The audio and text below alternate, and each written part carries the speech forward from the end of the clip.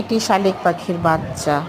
ওকে আমি গাছতলা কুড়িয়ে পেয়েছি, বাতাসে ঝড়ে পড়ে গেছে, তাই আমি বাসায় নিয়ে আসছি। এই বাচ্চাকে আমি এখন কিভাবে খাওয়াবো দেখুন।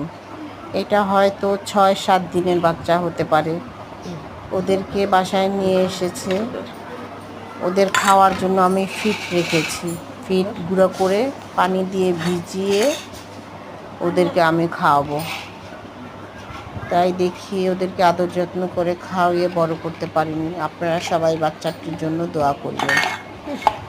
দেখেন আমি ফিড গুঁড়ো করে ভিজিয়ে নিয়েছি।